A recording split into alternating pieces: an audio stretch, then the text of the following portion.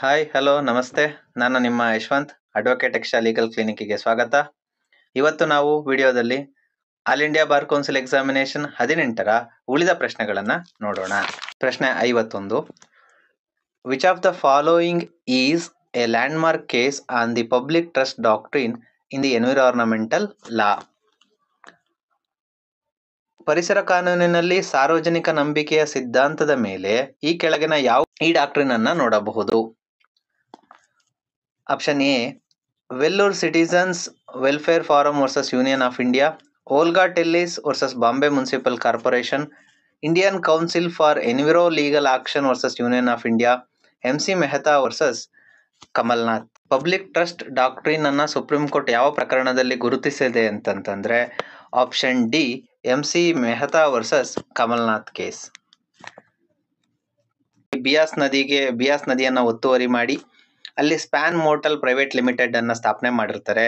ಇದರಿಂದ ಪರಿಸರಕ್ಕೆ ತೊಂದರೆ ಆಗ್ತಿದೆ ಅಂತಂದ ಪಬ್ಲಿಕ್ ಇಂಟ್ರೆಸ್ಟ್ ಲಿಟಿಗೇಷನ್ ನ ಫೈಲ್ ಮಾಡ್ತಾರೆ.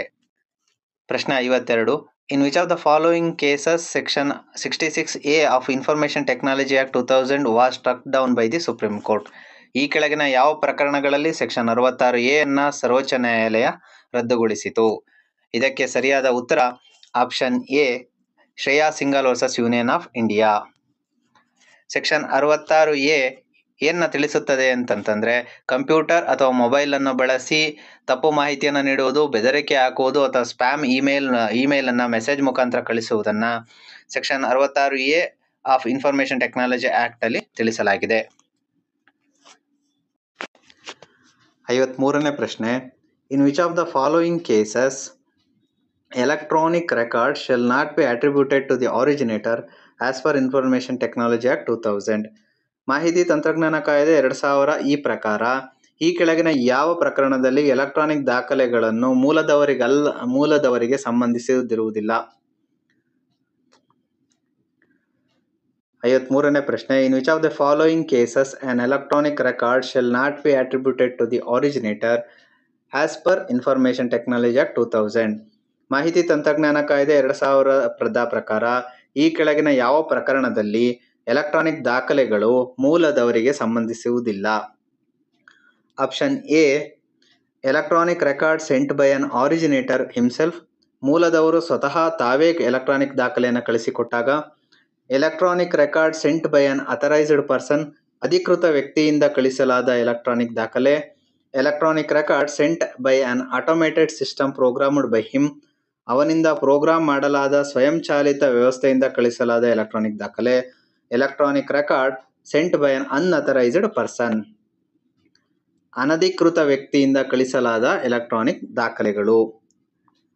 53ನೇ ಪ್ರಶ್ನೆಗೆ ಸರಿಯಾದ ಉತ್ತರ option D, electronic record sent by an unauthorised person, ಅನಧಿಕೃತ ವ್ಯಕ್ತಿಯಿಂದ ಕಳಿಸಲಾದ ದಾಖಲೆ. ಎ ಮತ್ತು ಬಿ ಇಬ್ಬರು ಮತ್ತು ಸ್ನೇಹಿತರಾಗಿರ್ತಾರೆ. ಎಗೆ ಸಿ ಅನ್ನೋ ಅಸಿಸ್ಟೆಂಟ್ ಇರ್ತಾರೆ. ಎ ಇಂದ ಕಳಿಸಲಾದಂತಹ ಮೆಸೇಜು ಮೂಲದವರು ಸ್ವತಃ ಕಳಿಸಿದ ಎಲೆಕ್ಟ್ರಾನಿಕ್ ದಾಖಲೆ ಆಗಿರ್ತದೆ. ಎ ಇಂದ ಸಿಗೆ ಕಳಿಸಲ್ಪಟ್ಟು ಸಿ ಇಂದ ಬಿಗೆ ಕಳಿಸಿದ್ರೆ ಅಧಿಕೃತ ವ್ಯಕ್ತಿಯಿಂದ ಕಳಿಸಲಾದ ಎಲೆಕ್ಟ್ರಾನಿಕ್ ದಾಖಲೆಗಳಾಗಿರ್ತದೆ. ಅಥವಾ ಎ ಇಂದ ಸ್ವತಃ ಅವನೇ ಪ್ರೋಗ್ರಾಮ್ ಮಾಡಿದ ಕಳಿಸಲಾದಂತಹ ದಾಖಲಾತಿಗಳಾದ್ರೆ ಅವನಿಂದ ಪ್ರೋಗ್ರಾಮ್ ಮಾಡಿ ಕಳಿಸಲ್ಪಟ್ಟಂತಹ ದಾಖಲೆಗಳಾಗಿರ್ತದೆ. ಇಲ್ಲಿ ಝೆಡ್ ಅನ್ನೋ ವ್ಯಕ್ತಿಯಿಂದ ಬಿಗೆ ಬಂದಂತಹ ಎಲೆಕ್ಟ್ರಾನಿಕ್ ದಾಖಲೆ ಆದ್ರೆ ಇದು ಅನ್ಅಥರೈಸ್ಡ್ ಪರ್ಸನ್ ಇಂದ ಬಂದಂತಹ ಎಲೆಕ್ಟ್ರಾನಿಕ್ ದಾಖಲೆ ಆಗಿರ್ತದೆ. 54ನೇ ಪ್ರಶ್ನೆ. What is the maximum period for which any women shall be entitled to maternity benefit under maternity benefit act 1961? ಯಾವುದೇ ಮಹಿಳೆ ಹೆರಿಗೆ ಪ್ರಯೋಜನದಲ್ಲಿ ಪಡೆಯುವ ಗರಿಷ್ಠ ಅವಧಿ ಎಷ್ಟು ಅಂತ ಕೇಳಿದರೆ 54ನೇ ಪ್ರಶ್ನೆಗೆ ಸರಿಯಾದ ಉತ್ತರ ಆಪ್ಷನ್ ಡಿ, 26 ವಾರಗಳು. ಮೆಟರ್ನಿಟಿ ಬೆನಿಫಿಟ್ ಆಕ್ಟ್ ಅಲ್ಲಿ 26 ಕೊಟ್ಟರೆ ಪೆಟರ್ನಿಟಿ ಲೀವ್ ಅಡಿಯಲ್ಲಿ ತಂದೆಗೆ 15 ದಿನಗಳ ಕಾಲ ರಜೆಯನ್ನ ಕೊಡಲಾಗುತ್ತದೆ. 55ನೇ ಪ್ರಶ್ನೆ. For what duration is woman entitled to leave with the wages for tubectomy operation? Tubectomy ಆಪರೇಷನ್ಗೆ ವೇತನ ಸಹಿತ ಎಷ್ಟು ದಿನಗಳ ಕಾಲ ಮಹಿಳೆಗೆ ರಜೆಯನ್ನ ಕೊಡುತ್ತಾರೆ? ಟುಬೆಕ್ಟಮಿ ಅಂದ್ರೆ ಗರ್ಭ ನಿರೋಧಕ ಆಪರೇಷನ್ ಅಂತ. 55ನೇ ಪ್ರಶ್ನೆಗೆ ಸರಿಯಾದ ಉತ್ತರ 2 ವಾರಗಳು. 56ನೇ ಪ್ರಶ್ನೆ, what should be the minimum number of workers originally employed in the factory for having at least one canteen in the factory as per factories act 1948. ಒಂದು ಫ್ಯಾಕ್ಟರಿಯಲ್ಲಿ ಕನಿಷ್ಠ ಒಂದು ಕ್ಯಾಂಟೀನ್ ಹೊಂದಲು ಎಷ್ಟು ಜನ ಕಾರ್ಖಾನೆಯಲ್ಲಿ ಉದ್ಯೋಗಿಗಳಾಗಿರಬೇಕು ಅಥವಾ ಕಾರ್ಮಿಕರ ಕನಿಷ್ಠ ಸಂಖ್ಯೆ ಎಷ್ಟು? ಇದಕ್ಕೆ ಸರಿಯಾದ ಉತ್ತರ ಆಪ್ಷನ್ ಡಿ 250 ಜನ. 57ನೇ ಪ್ರಶ್ನೆ, who among the following is not included in the definition of workman? ಈ ಕೆಳಗಿನ ಯಾವ ವ್ಯಾಖ್ಯಾನದಲ್ಲಿ ಕೆಲಸಗಾರರ ವ್ಯಾಖ್ಯಾನವನ್ನು ಸೇರಿಸಲು ಬರುವುದಿಲ್ಲ? Option A supervisor drawing a monthly salary of 6000, 6000 ಮಾಸಿಕ ವೇತನವನ್ನು ಪಡೆಯುವವರು. A supervisor drawing a monthly salary 8000, 8000 ವೇತನವನ್ನು ಪಡೆಯುವವರು. A supervisor drawing a monthly salary of 10,000, 10,000 ವೇತನವನ್ನು ಪಡೆಯುವವರು. A supervisor drawing a monthly salary of 12,000, 12,000 ಮಾಸಿಕ ವೇತನವನ್ನು ಪಡೆಯುವವರು. ಆಸ್ ಫರ್ ಡೆಫಿನೇಷನ್ ಏನು ಹೇಳ್ತದೆ ಅಂತಂದರೆ, 10,000ಕ್ಕಿಂತ ಹೆಚ್ಚಿಗೆ ಮೊತ್ತವನ್ನು ಯಾರು ತಗೊಳ್ತಾರೋ ಅವರನ್ನು ಕೆಲಸಗಾರರ ವ್ಯಾಖ್ಯಾನದಿಂದ ಹೊರಪಡಿಸಲಾಗಿದೆ. ಆದ್ದರಿಂದ 57ನೇ ಪ್ರಶ್ನೆಗೆ ಸರಿಯಾದ ಉತ್ತರ ಆಪ್ಷನ್ ಡಿ 12,000 ಸ್ಯಾಲರಿ, 12,000ಕ್ಕಿಂತ ಅಧಿಕ ಮಾಸಿಕ ವೇತನವನ್ನು ಪಡೆಯುವವರನ್ನು ಕೆಲಸಗಾರರ ವ್ಯಾಖ್ಯಾನದಿಂದ ಹೊರಹಾಕಲಾಗಿದೆ. 58ನೇ ಪ್ರಶ್ನೆ, ಇಲ್ಲಿ ವ್ಯಾಖ್ಯಾನವನ್ನು ಕೊಟ್ಟಿದ್ದಾರೆ. ಈ ಕೆಳಗಿನ ಈ ವಾಕ್ಯವನ್ನು ಈ ಕೆಳಗಿನವುಗಳಲ್ಲಿ ಯಾರು ಮಂಡಿಸಿದ್ದಾರೆ ಎಂದು ಈ ಪ್ರಶ್ನೆಯನ್ನು ಕೇಳಿದ್ದಾರೆ. ಇದಕ್ಕೆ ಸರಿಯಾದ ಉತ್ತರ ಆಪ್ಷನ್ ಡಿ ವಿನ್ಫೀಲ್ಡ್. 59ನೇ ಪ್ರಶ್ನೆ, Gloucester grammar school case related to which of the following important maxim? ಕೆಳಗಿನ ಯಾವ ಮ್ಯಾಗ್ಝಿಮ್ಗೆ ಸಂಬಂಧಪಟ್ಟಿದೆ ಅಂತ ಪ್ರಶ್ನೆಯನ್ನು ಕೇಳಲಾಗಿದೆ. ಡ್ಯಾಮ್ನಮ್ ಸೈನ್ ಇಂಜೂರಿಯಾ, ನಷ್ಟವಿಲ್ಲದ ಹಾನಿ ಅಥವಾ ಗಾಯವಿಲ್ಲದ ಹಾನಿ, ಇಂಜೂರಿಯಾ ಸೈನ್ ಡ್ಯಾಮ್ನಮ್, ಹಾನಿಯಾಗದ ಗಾಯ, ಹಾನಿ ಇಲ್ಲದ ನಷ್ಟ, UBI ಜಸ್ IBM ರೆಮಿಡಿಯಂ, ಹಕ್ಕು ಎಲ್ಲಿರುತ್ತದೋ ಅಲ್ಲಿ ಪರಿಹಾರವಿದೆ, ವಾಲೆಂಟ್ರಿ ನಾನ್ಫಿಟ್ ಇಂಜೂರಿಯಾ, ಗಾಯವನ್ನು ಇಚ್ಛೆಗೆ ಮಾಡಲಾಗುವುದಿಲ್ಲ ಅಥವಾ ಆಕ್ಟ್ ಆಫ್ ಗಾಡ್ ಅಂತ ಕರೆಯಬಹುದು. 59ನೇ ಪ್ರಶ್ನೆಗೆ ಸರಿಯಾದ ಉತ್ತರ ಡ್ಯಾಮ್ನಮ್ ಸೈನ್ ಇಂಜೂರಿಯಾ, ನಷ್ಟವಿಲ್ಲದ ಹಾನಿ. ಗ್ಲಾಸೆಸ್ಟರ್ ಗ್ರಾಮರ್ ಸ್ಕೂಲ್ ಅನ್ನೋ ಟಾರ್ಟಲ್ಲಿ ಬರ್ತದೆ.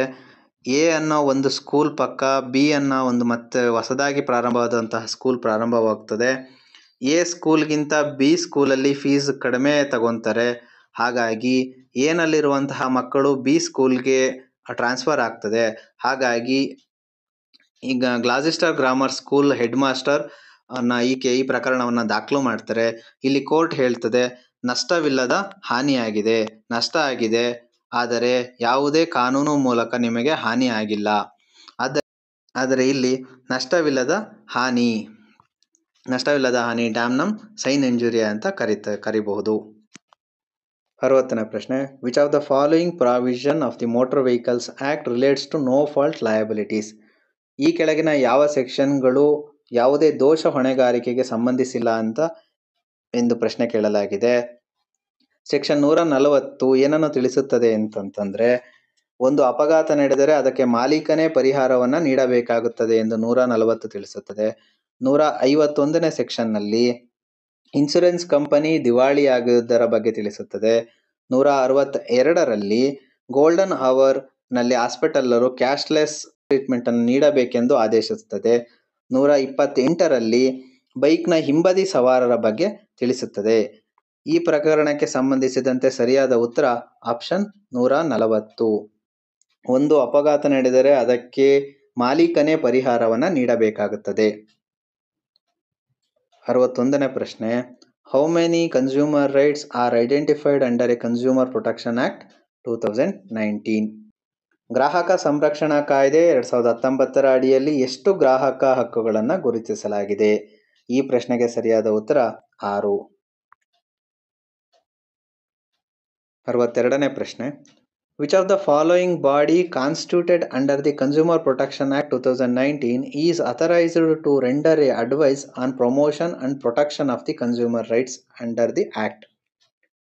ಗ್ರಾಹಕ ಸಂರಕ್ಷಣಾ ಕಾಯ್ದೆ 2019ರ ಅಡಿಯಲ್ಲಿ ರಚಿಸಲಾದ ಈ ಕೆಳಗಿನ ಯಾವ ಸಂಸ್ಥೆಯು ಈ ಕಾಯ್ದೆಯ ಹಕ್ಕುಗಳ ಪ್ರಚಾರ ಮತ್ತು ರಕ್ಷಣೆಯ ಕುರಿತು ಅಧಿಕಾರವನ್ನು ಹೊಂದಿದೆ? ಈ ಪ್ರಶ್ನೆಗೆ ಸರಿಯಾದ ಉತ್ತರ option B, central consumer protection council, ಕೇಂದ್ರೀಯ ಗ್ರಾಹಕ ಸಂರಕ್ಷಣಾ ಮಂಡಳಿ.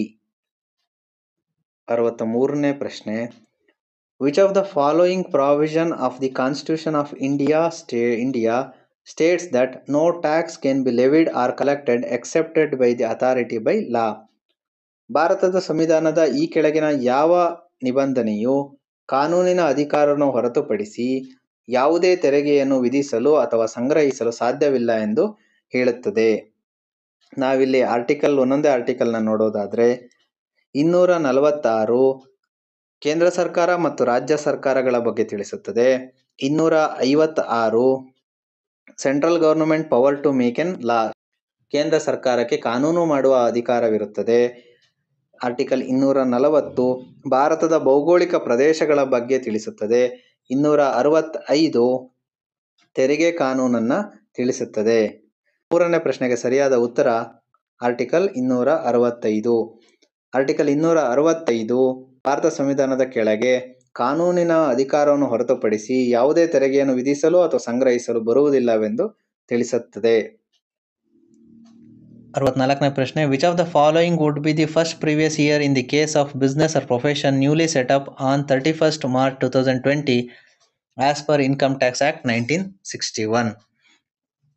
ಆದಾಯ ತೆರಿಗೆ ಕಾಯ್ದೆ 1961ರ ಪ್ರಕಾರ 31 ಮಾರ್ಚ್ 2020ರಂದು ಹೊಸದಾಗಿ ಸ್ಥಾಪಿಸಲಾದ ವ್ಯಾಪಾರ ಅಥವಾ ವೃತ್ತಿಯ ಸಂದರ್ಭದಲ್ಲಿ ಈ ಕೆಳಗಿನ ಯಾವುದು ಮೊದಲ ಹಿಂದಿನ ವರ್ಷವಾಗಿರುತ್ತದೆ? ಆರ್ಥಿಕ ವರ್ಷವೆಂದರೆ ಏಪ್ರಿಲ್ 1ರಿಂದ ಮಾರ್ಚ್ 31 ಮೊದಲ ಆರ್ಥಿಕ ವರ್ಷವೆಂದು ಪರಿಗಣಿಸಲಾಗುತ್ತದೆ. 64ನೇ ಪ್ರಶ್ನೆಗೆ ಸರಿಯಾದ ಉತ್ತರ start from 31st March 2022 will end on 31st March 2020. March 31, 2020ರಿಂದ ಪ್ರಾರಂಭವಾಗುತ್ತದೆ. ಅದೇ ದಿನ ಮಾರ್ಚ್ 31, 2020ರಂದು ಕೊನೆಗೊಳ್ಳುತ್ತದೆ. 65ನೇ ಪ್ರಶ್ನೆ, as per the income tax act 1961, a person is said to be a resident of India in any previous year if he had been in India for a period of the following number of days in the previous year. ಈ ಹಿಂದಿನ ವರ್ಷದಲ್ಲಿ ಯಾವ ವ್ಯಕ್ತಿ ಕೆಳಕಂಡ ದಿನಗಳಲ್ಲಿ ವಾಸವಾಗಿದ್ದರೆ ಅವನನ್ನು ಭಾರತದ ನಿವಾಸಿ ಎಂದು ಹೇಳಲಾಗುತ್ತದೆ. 65ನೇ ಪ್ರಶ್ನೆಗೆ ಸರಿಯಾದ ಉತ್ತರ ಆಪ್ಷನ್ ಬಿ, 182 ದಿನಗಳು. 66ನೇ ಪ್ರಶ್ನೆ, income tax is defined under the which of the following provision of Income Tax Act? ಆದಾಯ ತೆರಿಗೆ 1961ರ ಪ್ರಕಾರ ಆದಾಯವನ್ನು ಯಾವ ಸೆಕ್ಷನ್ ಅಡಿಯಲ್ಲಿ ವ್ಯಾಖ್ಯಾನಿಸಲಾಗಿದೆ? ಸರಿಯಾದ ಉತ್ತರ ಆಪ್ಷನ್ ಬಿ, ಸೆಕ್ಷನ್ 2 ಸಬ್ ಕ್ಲಾಸ್ 24. 67ನೇ ಪ್ರಶ್ನೆ, which of the following is not A fraud as per the Indian contract act? ಭಾರತೀಯ ಒಪ್ಪಂದ ಕಾಯ್ದೆ 1872ರ ಪ್ರಕಾರ ಈ ಕೆಳಗಿನ ಯಾವುದು ವಂಚನೆ ಅಲ್ಲ? A promise made without an intention of performing it, ಅದನ್ನು ನಿರ್ವಹಿಸುವ ಉದ್ದೇಶವಿಲ್ಲದೆ ಅದನ್ನು ಮಾಡಿದ ಭರವಸೆ. An active concealment of the fact by one having the knowledge of the fact, ಸತ್ಯದ ಜ್ಞಾನವನ್ನು ಹೊಂದಿರುವುದರಿಂದ ಸತ್ಯದ ಸಕ್ರಿಯ ಮರೆಮಾಚುವಿಕೆ. Mere silence if not due to bound to speak, ಮಾತನಾಡಲು ಕರ್ತವ್ಯವಿಲ್ಲದಿದ್ದರೆ ಕೇವಲ ಮೌನ ವಹಿಸುವುದು. Any act or omission law specifically declares to be fraudulent, ಯಾವುದೇ ಕಾಯ್ದೆ ಅಥವಾ ಲೋಪವನ್ನು ಕಾನೂನು ನಿರ್ದಿಷ್ಟವಾಗಿ ಮೋಸವೆಂದು ಘೋಷಿಸುತ್ತದೆ. 67ನೇ ಪ್ರಶ್ನೆಗೆ ಸರಿಯಾದ ಉತ್ತರ option C, mere silence if not duty to bound speak, ಮಾತನಾಡಲು ಇಷ್ಟವಿಲ್ಲದಿದ್ದರೆ ಕೇವಲ ಮೌನ ವಹಿಸುವುದು. ಇದನ್ನು ಸೆಕ್ಷನ್ 18 ಆಫ್ ಇಂಡಿಯನ್ ಕಾಂಟ್ರಾಕ್ಟ್ ಆ್ಯಕ್ಟಲ್ಲಿ ಎಕ್ಸ್ಪ್ಲೈನ್ ಮಾಡ್ತಾನೆ. 68ನೇ ಪ್ರಶ್ನೆ, which of the following statement is correct if A is intending to deceive A B, falsely represent that 500 mundas of indigo are made annually at A's factory and thereby includes B to buy a factory. ಈ ಪ್ರಕರಣದಲ್ಲಿ A ಬಿಗೆ ಮೋಸಗೊಳಿಸುವ ಉದ್ದೇಶಕ್ಕಾಗಿ A ಕಾರ್ಖಾನೆಯಲ್ಲಿ ವಾರ್ಷಿಕವಾಗಿ 500 ಇಂಡಿಗೋಗಳನ್ನು ತಯಾರಿಸಲಾಗುವುದು ಎಂದು ತಪ್ಪಾಗಿ ಪ್ರತಿನಿಧಿಸಿದ್ದರೆ ಮತ್ತು A ಮತ್ತು ಬಿ ಕಾರ್ಖಾನೆಯನ್ನು ಖರೀದಿಸಲು ಪ್ರೇರೇಪಿಸಿದರೆ ಈ ಕೆಳಗಿನ ಯಾವ ಹೇಳಿಕೆ ಸರಿಯಾಗಿದೆ? Contract is void ab initio, ಒಪ್ಪಂದವು ಪ್ರಾರಂಭದಲ್ಲೇ ಅನೂರ್ಜಿತವಾಗಿರುತ್ತದೆ. Contract is voidable at the option of A, ಎನ ಆಯ್ಕೆಯಲ್ಲಿ ಒಪ್ಪಂದವು ಅನೂರ್ಜಿತವಾಗಿದೆ. Contract is voidable at the option of B, B ಆಯ್ಕೆಯಲ್ಲಿ ಒಪ್ಪಂದವು ಅನೂರ್ಜಿತಗೊಳಿಸಬಹುದಾಗಿದೆ. Contract is voidable at the option of A and B, A ಮತ್ತು ಬಿ ಆಯ್ಕೆಯಲ್ಲಿ ಒಪ್ಪಂದವು ಅನೂರ್ಜಿತಗೊಳಿಸಬಹುದಾಗಿದೆ. 68ನೇ ಪ್ರಶ್ನೆಗೆ ಸರಿಯಾದ ಉತ್ತರ option C, contract is voidable at the option of B. ಬಿಯ ಆಯ್ಕೆಯಲ್ಲಿ ಒಪ್ಪಂದವು ಅನೂರ್ಜಿತಗೊಳಿಸಬಹುದಾಗಿದೆ. ಏಕೆಂದರೆ ಎ ಇಲ್ಲಿ ಫಾಲ್ಸ್ ರೆಪ್ರೆಸೆಂಟ್ ಅಥವಾ ತಪ್ಪಾಗಿ ಪ್ರತಿನಿಧಿಸುತ್ತಿದ್ದಾನೆ, ತಪ್ಪಾಗಿ ಕಂಪನಿ ಬಗ್ಗೆ, ಫ್ಯಾಕ್ಟರಿ ಬಗ್ಗೆ ಅದನ್ನ ಹೇಳ್ತಾ ಇದ್ದಾನೆ. ಇದಕ್ಕೆ ಸೆಕ್ಷನ್ 18ನಲ್ಲಿ ಇದರ ಬಗ್ಗೆ ಮಿಸ್ರೆಪ್ರೆಸೆಂಟೇಷನ್ ಬಗ್ಗೆ ತಿಳಿಸಲಾಗಿದೆ. 69ನೇ ಪ್ರಶ್ನೆ, which of the following injection can be granted only by the decree made by hearing and upon the merit of the suit?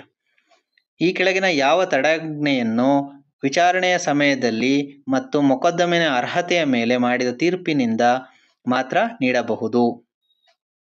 ಇದಕ್ಕೆ ಸರಿಯಾದ ಉತ್ತರ option B, perpetual injunction or ಶಾಶ್ವತ ನಿಷೇಧಾಜ್ಞೆ.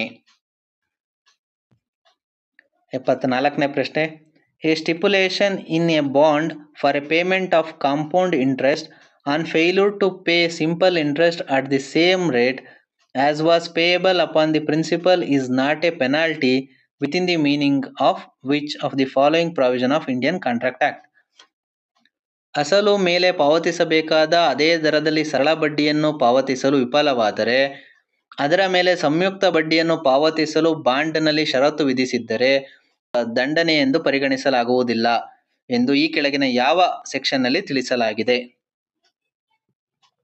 ಇದಕ್ಕೆ ಸರಿಯಾದ ಉತ್ತರ ಆಪ್ಷನ್ ಬಿ, ಸೆಕ್ಷನ್ 74. ಸೆಕ್ಷನ್ 73ರಲ್ಲಿ ಕಾಂಪನ್ಸೇಷನ್ನ ಕೊಡಬೇಕಾಗುತ್ತದೆ when the breach of contract occurs ಅಂತಂದರೆ ಅವಾಗ ತಿಳಿಸುತ್ತದೆ. ಸೆಕ್ಷನ್ 74ರಲ್ಲಿ ಪೆನಾಲ್ಟಿ ಬಗ್ಗೆ ತಿಳಿಸುತ್ತದೆ. ಸೆಕ್ಷನ್ 75ರಲ್ಲಿ ಪರಿಹಾರವನ್ನು ಕೊಡದಿದ್ದರೆ ಶಿಕ್ಷೆಗೆ ಅರ್ಹನಾಗಿರುತ್ತಾನೆ ಎಂದು ತಿಳಿಸುತ್ತದೆ. ಸೆಕ್ಷನ್ 76ರನ್ನ ಈ ಕಾಯ್ದೆಯನ್ನು ತೆಗೆದುಹಾಕಲಾಗಿದೆ. 71ನೇ ಪ್ರಶ್ನೆ, what is the default interest payable under the section 63A of transfer of property act 1882? ಆಸ್ತಿ ವರ್ಗಾವಣೆಯ ಕಾಯ್ದೆ 1882ರ ಸೆಕ್ಷನ್ 63A ಅಲ್ಲಿ ಪಾವತಿಸಬೇಕಾದ ಡಿಫಾಲ್ಟ್ ಬಡ್ಡಿ ಎಷ್ಟು? ಇದಕ್ಕೆ ಸರಿಯಾದ ಉತ್ತರ ಆಪ್ಷನ್ ಬಿ, 8%. ವಾರ್ಷಿಕವಾಗಿ 8% ದರದಲ್ಲಿ ಬಡ್ಡಿಯನ್ನು ಪಾವತಿಸಬೇಕಾಗುತ್ತದೆ. ಪ್ರಶ್ನೆ 72, which of the following is the time limit given under A section 17 of the transfer of property act 1872? Section 17ರ ಅಡಿಯಲ್ಲಿ ಈ ಕೆಳಗಿನ ಯಾವ ಸಂದರ್ಭದಲ್ಲಿ ಸಮಯದ ಮಿತಿಯನ್ನು ನೀಡಲಾಗಿರುತ್ತದೆ? 72ನೇ ಪ್ರಶ್ನೆಗೆ ಸರಿಯಾದ ಉತ್ತರ option B, A period of 18 years of the date of transfer. ವರ್ಗಾವಣೆ ದಿನದಿಂದ 18 ವರ್ಷಗಳ ಅವಧಿಗೆ ಇದನ್ನು ವಿಸ್ತರಿಸಲಾಗಿರುತ್ತದೆ. 73ನೇ ಪ್ರಶ್ನೆ, which of the following is not A negotiable instrument as per the negotiable instrument act 1881? ಈ ಕೆಳಗೆ ಯಾವುದು ನೆಗೋಷಿಯಬಲ್ ಇನ್ಸ್ಟ್ರೂಮೆಂಟಲ್ಲಿ ಬರುವುದಿಲ್ಲ? ಇದಕ್ಕೆ ಸರಿಯಾದ ಉತ್ತರ ಆಪ್ಷನ್ ಸಿ, ಹುಂಡಿ. ಹುಂಡಿ ಎನ್ನುವ ಪದವನ್ನು ನಾವು ನೆಗೋಷಿಯಬಲ್ ಇನ್ಸ್ಟ್ರೂಮೆಂಟಲ್ಲಿ ನೋಡಲು ಬರುವುದಿಲ್ಲ. 74ನೇ ಪ್ರಶ್ನೆ, in the light off the negotiable instrument act 1881 At what rate of interest will be charged if the rate of interest will not mentioned in the negotiable instrument? Negotiable instrument 1881 ಅಡಿಯಲ್ಲಿ ಬಡ್ಡಿ ದರವನ್ನು ನಮೂದಿಸದಿದ್ದರೆ ಯಾವ ಬಡ್ಡಿಯನ್ನು ವಿಧಿಸಲಾಗುತ್ತದೆ? ಇದನ್ನು ಡಿಫಾಲ್ಟ್ ಇಂಟ್ರೆಸ್ಟ್ ಅಂತಲೂ ಕರೀತಾರೆ. ಇದಕ್ಕೆ ಸರಿಯಾದ ಉತ್ತರ 18%. ವಾರ್ಷಿಕವಾಗಿ 18% ಬಡ್ಡಿಯನ್ನು ವಿಧಿಸಲಾಗುತ್ತದೆ.